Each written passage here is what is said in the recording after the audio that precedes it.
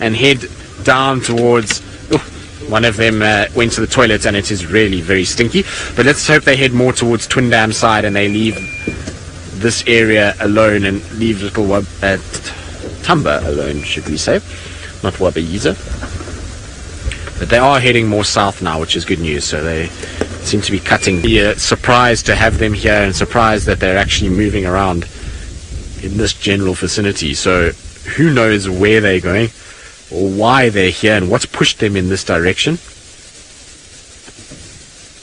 It's certainly very interesting that they are here.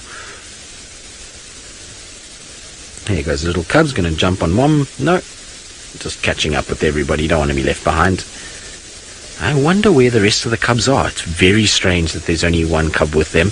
I believe yesterday that they were seen with the Birmingham male, and there was all of them were together. Remember, they were with one of the Matimbas on a kill, and that was my first thought, is maybe, just maybe, something happened there. But I believe yesterday they were all together. I'll try and find out if it was all 6 cubs there, but there certainly seems to be only one cub with them now. The fact that they've moved as far as they've moved, and they haven't stayed and waited, would tend to suggest that the other cub is not with them at this stage. Or the other cubs, should I say, are not with them. Although it looks like maybe they're going to lie down here. Let's see, is this where they're going to spend their morning? I hope so. No, we're continuing to go southwards and into the Mulawati. Come on, lie down here and leave Thamba alone. Oh, well, that's a nice surprise. Seb, have you seen who's behind us? One of the Birmingham males. By the looks of it. Let's have a look. Let's just turn. So that's 3 Birmingham males in a morning, which is quite something. So it looks like Nsuku behind us here. Yes, it is Nsuku. Here he comes. So we've had Nena, Tinyo, and now Nsuku this morning. Look at that. He's looking beautiful as ever. I wonder if maybe he's been tasked with looking after the kids, and the kids are behind him. Not that I can see at the moment. He is one of the more beautiful Birmingham boys, not nearly as scarred and scraped up as Tinyo. So him and Nena always in the running as the pretty guys.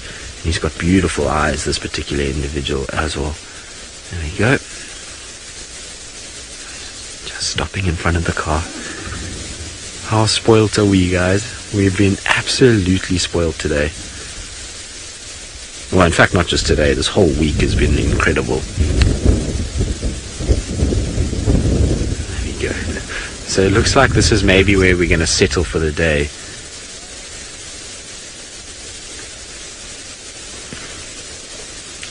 And there we go, down for the day.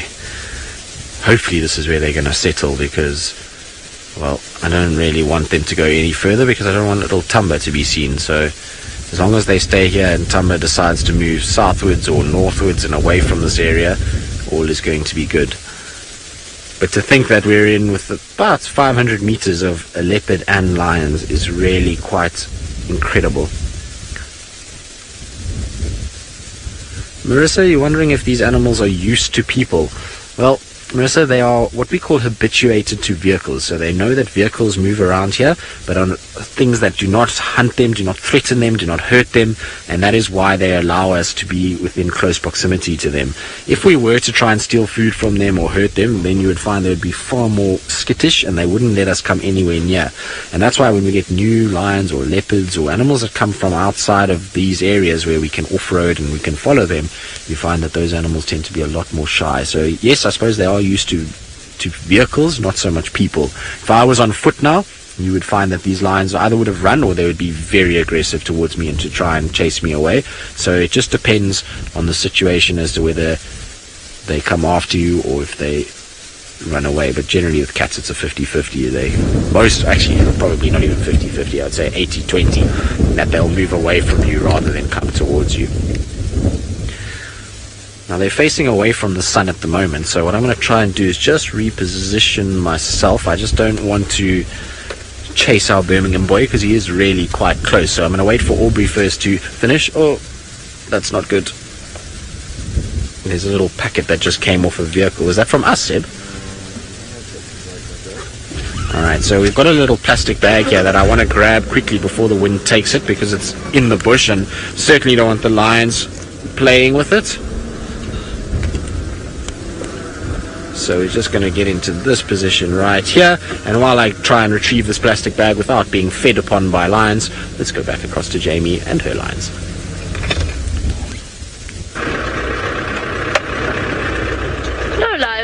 No lions, I'm afraid. I've left my lions. They couldn't have been flatter if they tried. And no matter where I tried to move, we couldn't get a particularly good view of them. So what I'm trying to do, to be honest, this morning, is make the most of these 3 hours to figure out where everything is, so that we're all set up for this afternoon. So I've got 2 lion prides up my sleeve. Oh, there's my tracks. There we go. 2 lion prides up my sleeve, but no wildebeest. I wonder where they've all run off to. Apparently back towards Tanzania, back south.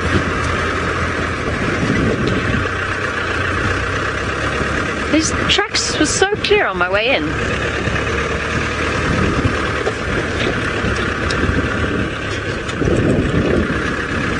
Sorry, Rebecca, I didn't quite catch that question. Won't you please give it to me again?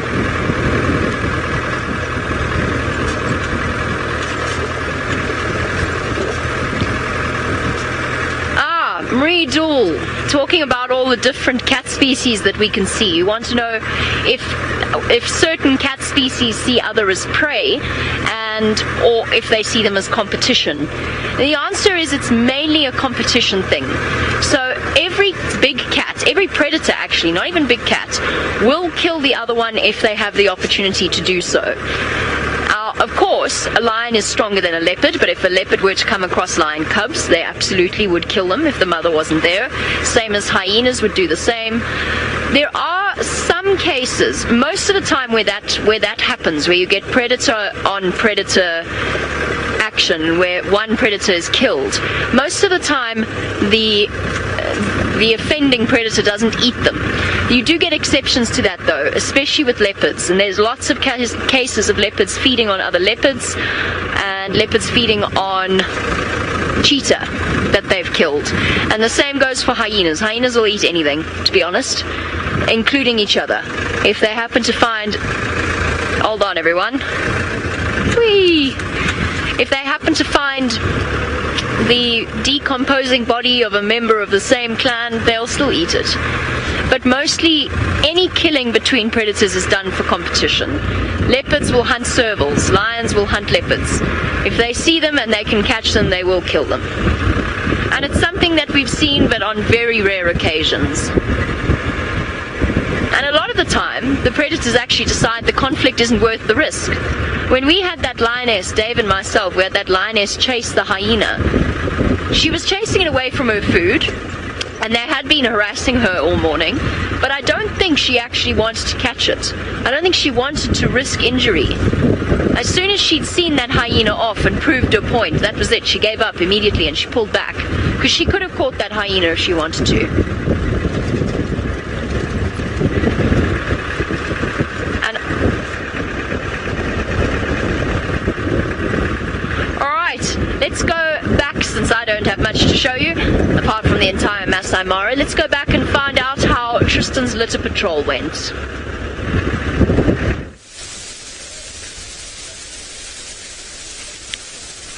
Now you can see the Styx Pride has all come to a standstill for now. Everybody is just resting.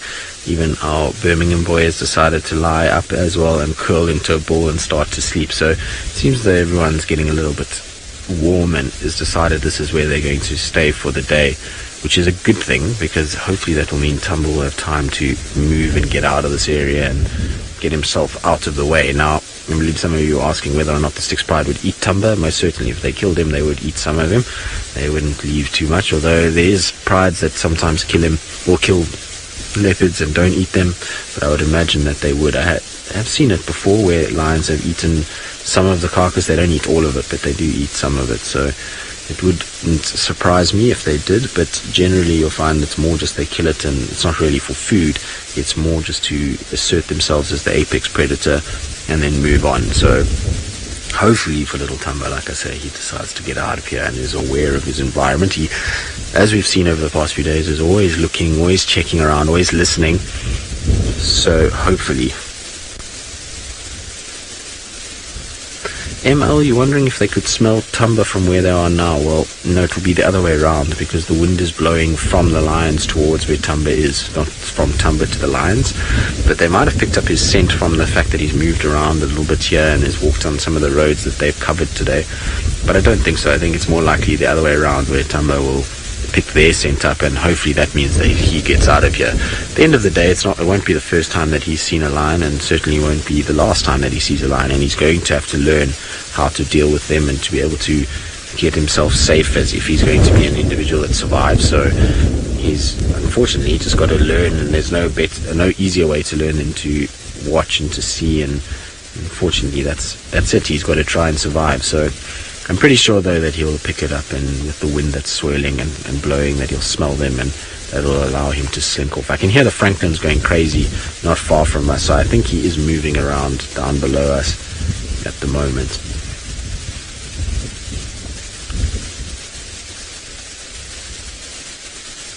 Tony, you're wondering how strong a lion's scent is. Well, it's not nearly as strong in terms of us as humans to be able to smell it. It's not nearly as strong as what the popcorn smell of a leopard is. You find the lion scent is just like cat urine, so it is quite pungent. If you've ever had cats, you might know it's quite pungent, but it's not nearly as strong when you, as a human, to pick up the scent as you would with a leopard. For me, a leopard just smells that much more. Maybe it's because a leopard scent has that popcorny smell, and it's just so foreign out here that you pick it up that quickly. But lions, really, their urine doesn't smell that much. When you see them or when they're around, you don't actually pick up their scent when they urinate like you would a leopard. Now, are you going to approach Dad? No, you've thought better of it. Or maybe not. Let's go see. I wonder how this is going to end up. Maybe Nsuku's going to be nice with the little cub. This could be a really cool moment. Hello, Dad. I'm going to lie with you. I don't want to lie with anyone else. And it looks like a little male that's just flopped down next to Nsuku. So he's learning from his dad at this stage. Well, we don't know if it's exactly his dad, but we perceive to be that one of them is his dad. And Nsuku seems to spend a lot of time with the Styx Pride. I mean, probably the last week he's been seen with them. So I wonder if he's just got that maternal instinct, and not maternal, paternal instinct, should I say. And that's why he's been around, and this little cub is now kind of latched on to its dad and is now trying to be a part of that and to lie with the boys rather than lie with mom. You know, when you get into your teenage years, you start to want to kind of go away from mom more and more.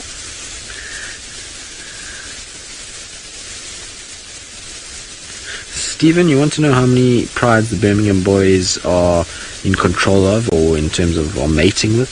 So at the moment they dominate the Nkuhuma Pride, the Styx Pride, the Torchwood Pride, and now recently they've started to mate with a pride called the Kambula Pride, which is a breakaway Manganes, so the cubs from the Mangane Pride. So that's really the situation at the moment, and so 4 prides in total, which is quite a number, and they span a really large distance. So that's why it means the Birmingham Boys are all over the place, and why they never together. You never see the 4 of them walking around together. Now, I'm not sure if anyone's had any updates on Mfumo in some time, because we haven't seen him. He's the only Birmingham Boy we haven't seen over the past few weeks. We've been seeing a lot of Tinyo and a lot of Nena and Nsuku, but very little of the Mfumo. So I don't know where he is or what he's up to. Maybe he's the one that's down with that pride on Mala Mala, which is the Kambula Pride.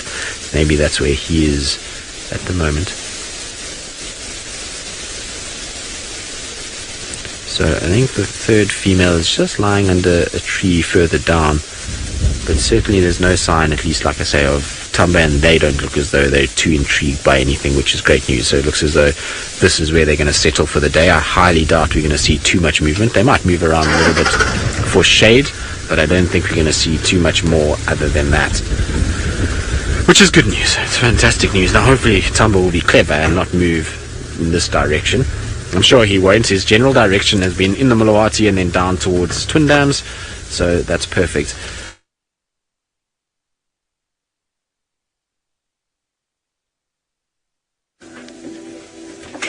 Hello everybody, yes it is me, Scott, back again at the river cams. I've changed slightly in voice and in tone, but here I am. It's not actually Scott, everybody. Scott is now fixing a car because he likes welding, sort of.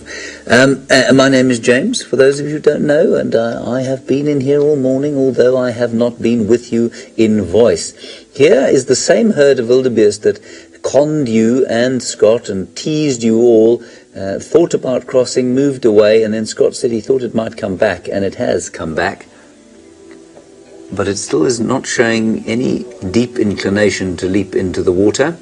Now, if I was a wildebeest, and presuming that I had the same brain that I do now, even though it's not a very large brain, I would still decide to get into the water probably about an hour before these chaps came down here, because it's then that the crocodiles are going to be at their least active. So what is quite interesting here is that they have not, for some reason, got into the water. I'm not sure why. And look, they are moving away, but that is not unusual. They could easily come back. Sabira Zumi, you're wondering about high and low tides and whether they have a sense of them. Well, I mean, first of all, this is not a tidal river, of course, so it doesn't have tidal movements at all. Whether or not they have a sense of its, its height and the danger posed by different heights of river, depending on the rainfall that has fallen. There's not much else rainfall can do. I'm not sure, Siberia. I would say yes, probably to a certain extent, but we've seen them try to cross the most ridiculous places when the river is up, and so I think that their sense of anything very much, to be honest, is quite limited. I mean, that is an impression of wildebeest not entirely sort of removed by looking at them. Let's pop across to Main South if we can, Ribega. There we are. And there you can see the head of that herd. Whoops, the daisies. There's the head of that same herd now moving off into the grasses. This does not mean that they're all going to go there, and it doesn't mean that they won't turn around and come back. But maybe they'll head and try at Dusty Crossing. Who knows? I do feel sorry for the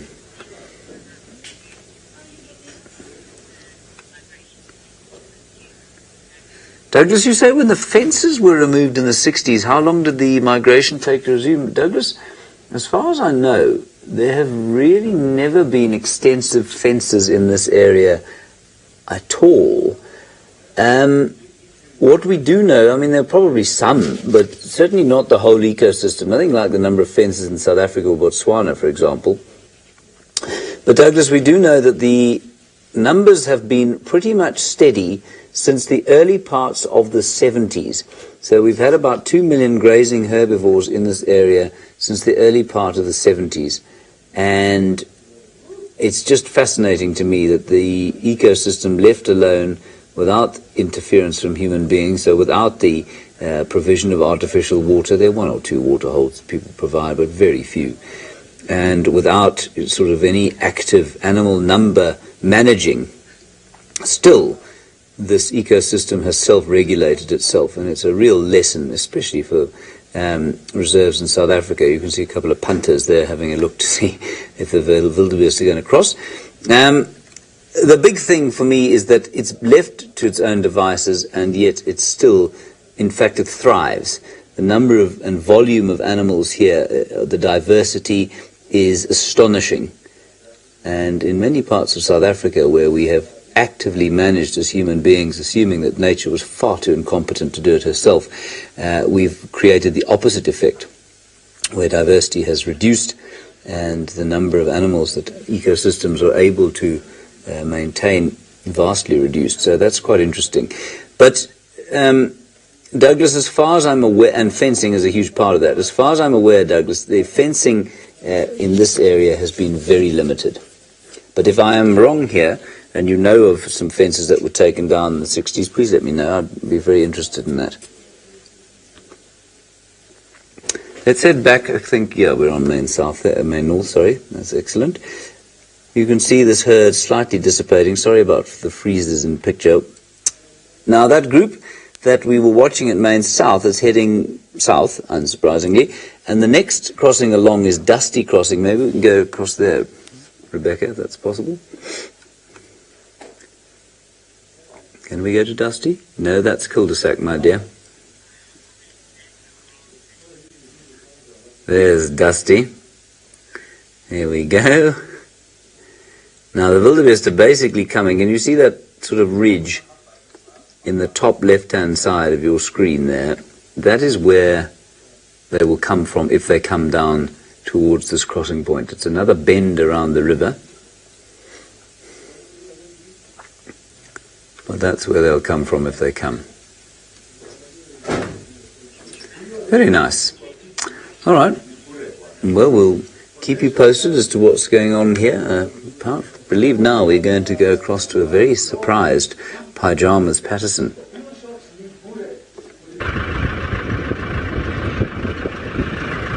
Surprise!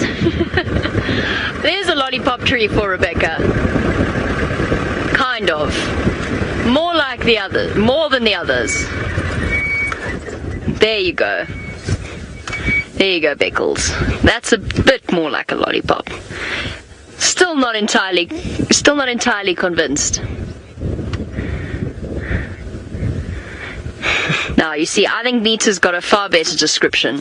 Mita, who is an 8-year-old viewer who watches a lot of our live safaris, Mita says they look more like giant umbrellas, which I think is a better description than lollipops. But then perhaps I just lack imagination. The reason we are here in this area is, first of all, because I want to be close to home so we don't keep everybody waiting. We've got a busy day ahead of us. But also because this is the place that I've seen black and white casked hornbills twice. And I'm scouring the area to see if we can't perhaps find them. So while we search for, I think, what for many of you will be a new bird, we have a question from Debbie what? Did it? Debbie did it. Debbie, what did you do? Debbie did it, would like to know what animals would struggle if moved from the Sabi sand to the Mara. The first thing that popped into my head almost immediately is the impala. Can you imagine what our poor impala from South Africa would do when confronted with what is essentially an impala on steroids? They would be at a loss as to how to cope. The females would probably be okay, but the males? They'd think that they'd arrived in the land of giants, because of course the impala and the mara are massive. They are absolutely huge. I think the buffalo might struggle. The buffalo are bigger here. Not sure what the hyenas would do.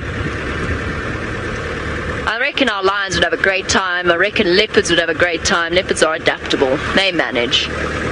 Hyenas, they're bigger than the hyenas here, but these clans are pretty set and they're absolutely massive, so it might be a tough adjustment.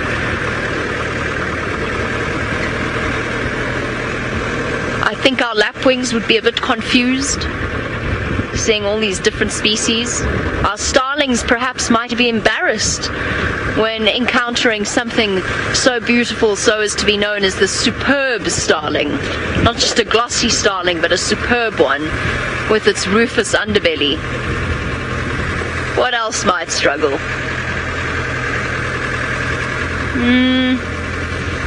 What do you think? What animals do you think would struggle if suddenly transplanted from South Africa and the Sabi sand to the Mara? Obviously, territorial animals are going to have a tough time in the beginning. But you ponder on that. You chew on that.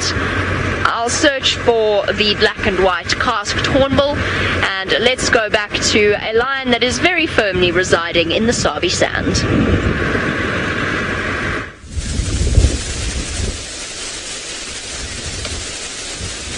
Well, Styx Pride has definitely found their place of rest for the day. Everybody's gone comatose now. We've got one of the last female, the third female that disappeared down towards the Malawati, has come wandering back this side and is also laid down now. So everybody is, as you can see, now sleeping and lying down and resting. And this, I think, is where they're going to rest for the most of the day. I don't think they're going to move too much. I would imagine that we'll find them here a little bit later, which is really good news. So Taylor's picking a great day to come back to work. She's going to have an absolute field day this afternoon. We've got 2 Birmingham males who sounds like their tracks are coming southeast towards Djuma from Sydney's dam side.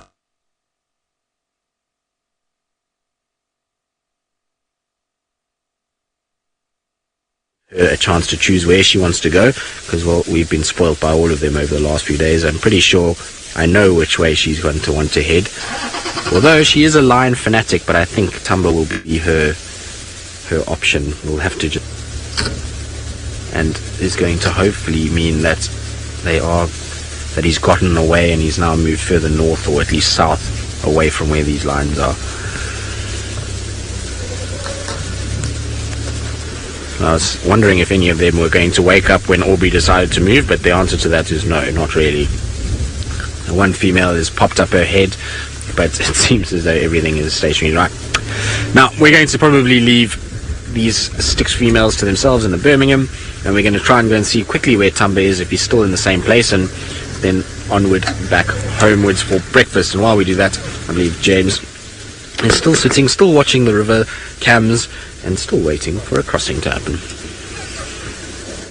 I am still waiting for this crossing to happen, but it's not happening. They are just standing, milling about, as is the wont of the great wildebeest. And I wonder if this isn't a rather opportune time for me to ask you if you were watching last night, when Fergus and I and Shivani had a rather disturbing experience of watching the Salt Lick Pride killing 5 that we saw, could have been many more, wildebeest from the herd, and not eat one of them. Sorry, this camera is not functioning particularly well today, and I'm sorry about the freeze frames you've been getting from South Africa. I'm not sure what's going on there. But it would be very interesting to know, as we look at these numberless wildebeest, what you felt watching those lions. Did your impression of lions change? Did your respect for them change? Did you find them slightly less appealing after watching them kill like that? Of course, there's nothing inherently wrong with what they did. That's just what lions do. But certainly, I think for some, it was quite disturbing. I found it relatively disturbing too. There are some... Oh, no, I thought it was a hippo. It's not a hippo. It is it's breakfast for this fellow here. There we go. Oh, there's a crossing. Main south. Main south. Main south. There we are. Here we go, everybody. Zebra and wildebeest now going the other way round. Any crocodiles that we can see? Not sure. Bit of delay on the cameras. Sorry, let me try and zoom out. A crossing of 2 zebra and an enormous crocodile there, and 1 wildebeest who thought better of it and turned around. How very, very odd.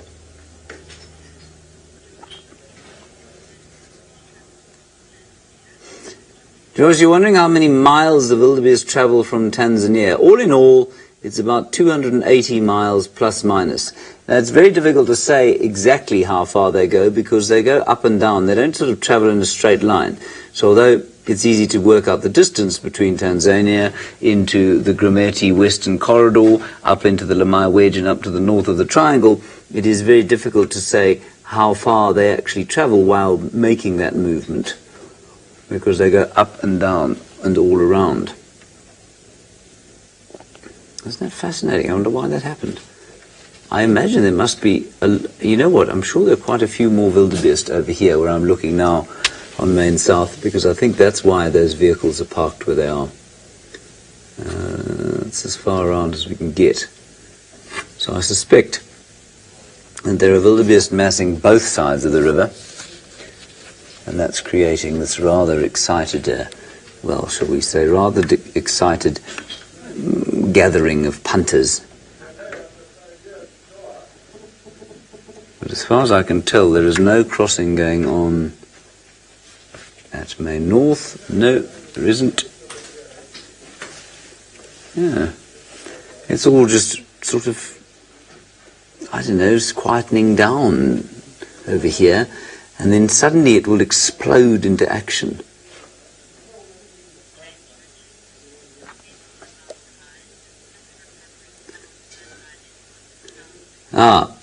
James Richard, you say that the skill and recovery time of the lionesses that were killing last night was astounding. I must confess, I don't, to me it didn't, the recovery time didn't impress me much because there wasn't a huge amount of chasing they had to do. They just kind of walked through the grass. Yes, there's tremendous skill involved in that. And then they leapt on these things, kind of choked their throats for a little while, and then when they were crippled and unable to move anymore, they just moved on and started killing the next one.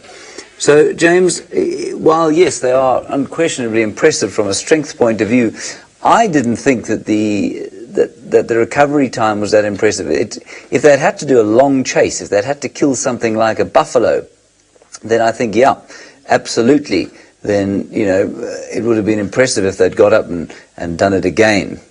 But that just wasn't the case. And often, you know, they were taking small wildebeest and they didn't seem to struggle. I mean, the wildebeest struggled a little bit, but the lions are just so strong. You know, there's a zebra now moving at there's a topi moving at some speed at the top of the bank there. You can see how the light has changed from any semblance of gold to a real white-out light day. There we go. That's beautiful stuff. Alrighty, let's go back to Dusty. Now I've lost no, I do have control of Dusty. Let's have a look at Dusty, if we can. There we are. They look pretty much the same, don't they? But they're not. They're very different. And I think some of them are going to come down this way. So I'm just keeping an eye out. We keep losing control of this camera for some reason. I think there's a glitch in the matrix somewhere.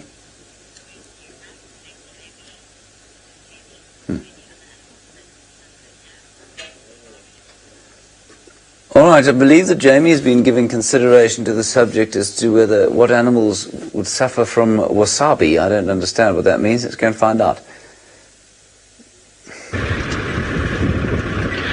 Indeed, and we've got an answer from Aaron, who's pointed out that Dacre and Steenbok might perhaps struggle since there's less places to hide.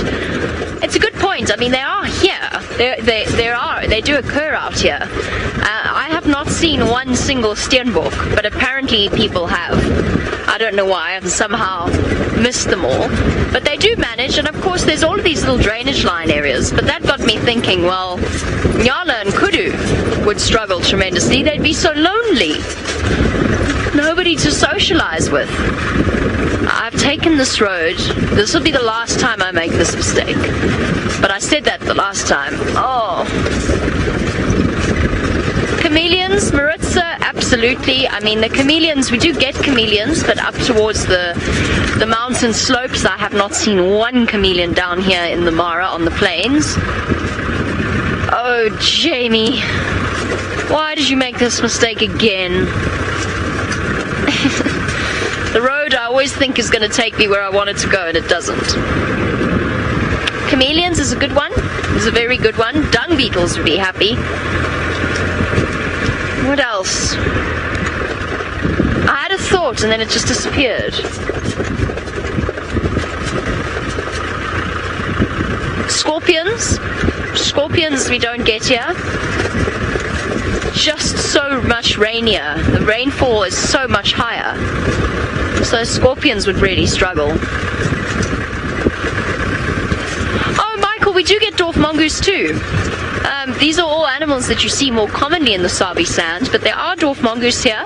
They like to live around Serena, and they look pretty happy, to be honest. I mean, I'm sure that, I guess they're a little bit out-competed here by the banded mongoose that occur in very large numbers and are much more commonly seen. But there are dwarf mongoose. They're a slightly different shade of brown, almost greyish. But they're around. Mongoose species.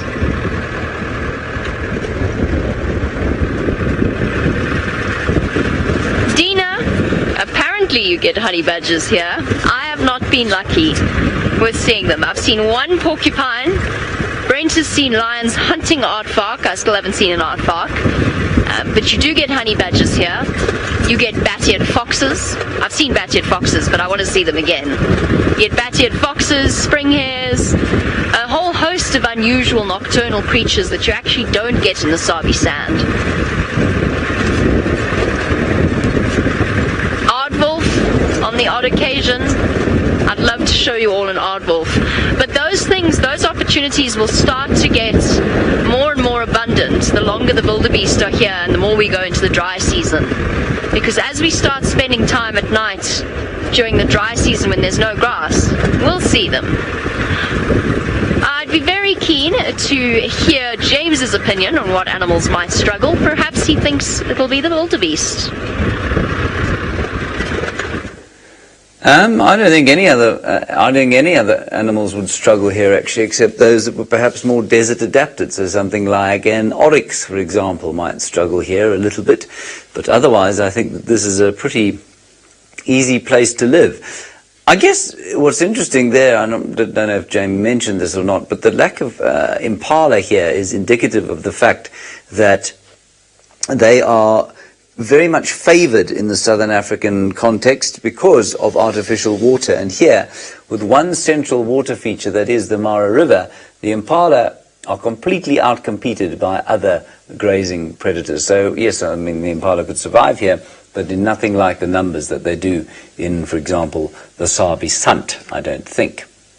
Anyway, there we are. I know I keep not talking about this, but I suppose I should just mention that there is, yes, some litter there, which we'll try and sort out next time we go and change the batteries.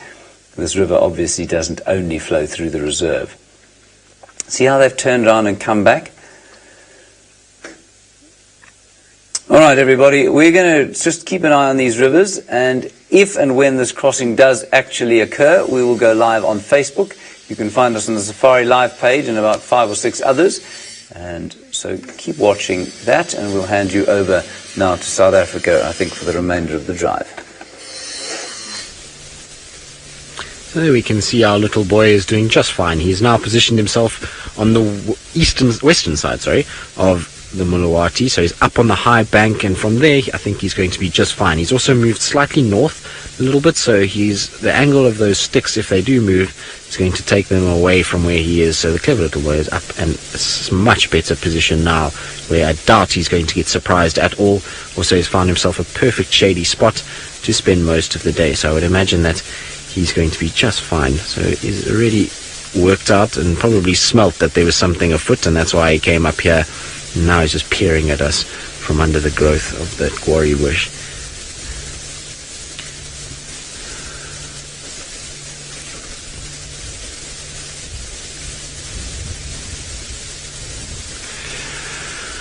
So Rebecca wants to know if there are any animals that would suffer coming from the Mara to South Africa. I know that it was discussed by Jamie the other way around, and I don't know if Jamie mentioned the wildebeest. I think our wildebeest, if they went there, would have a very tough time of things. They're not used to being chased and hunted as much as those ones up there, so I think our wildebeest would have a problem going that way. But the other way around, I think the leopards would have a very tough time if they came from that side, the reason being that the competition here is that much more. I think they'd be really have their hands full with trying to find a territory and eke out an existence. I also don't know whether the size of the leopards there is in any way relative to the size here. It would be interesting to know what Brent thinks about that, because I think Brent's probably seen more leopards that side than what any of the others have, but it'd be certainly be interesting to see a size comparison between them. I would think that the impalas probably, even though they would struggle that side with the bigger impalas, I think the impalas coming here would be in a lot more trouble. The animals there's a lot more animals that are hunted, so wildebeest, zebra, gazelles, whereas impalas here are number one on the menu. So I think the impalas from that side would certainly have a much tougher time of it. What else can we think of? Just trying to think what other animals would have a tough time here from the Mara side. I think that's about it. Maybe elephants as well. A lot more ellies here. The bulls might not have it as easy as what they do up there, not nearly as dense in population with bull elephants as we do have here in the Kruger Park system. And that's it. I think all the other animals would be just fine if they came here. I think they would cope quite well, as well. A lot of the animals from the side cope quite well in the Mara. It would be interesting though to see what would happen if you had things like caracals, servals, the smaller cats, because they seem to do quite well in the Mara, but here we very seldom get sightings of them, and because of the high leopard density, which will actively hunt a lot of those cats, I wonder if maybe that has something to do with it. So those animals might struggle in the Sabi Sands too. You would find, I think, caracals and servals and wildcats having a tough time here, and well, we know the cheetahs would also not do as well here as they do in the Mara. So there's quite a number of those smaller predators that would suffer with the density of other predators here. A lot of leopard lion and hyena, and the fact that they can't see them coming would make it a lot harder.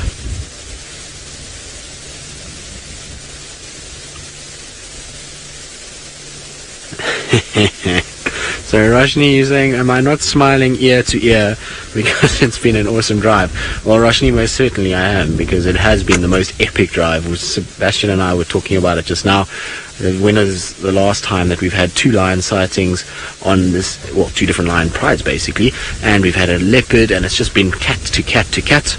So there we go, Seb. And since Seb has been with me, in fact, even since this whole week, it's just been magical. We've just had cats coming out of our ears, and well, it doesn't get much better than that. So yes, I am smiling from ear to ear. It's certainly been a very, very good start to the day, and hopefully it will continue. Hopefully our Thursday afternoon will be just as good. Now, we need a new name for Thursday, because we've got Feline Friday, we've got Cat Today, and so we need a Thursday name. I don't know, maybe some of you can come get creative, hashtag Safari Live, and give us a name for Thursday that can relate to some of our cats when we go looking for them, because this morning has definitely been a very cat themed morning. So hopefully you guys will come up with something quite creative for Thursdays.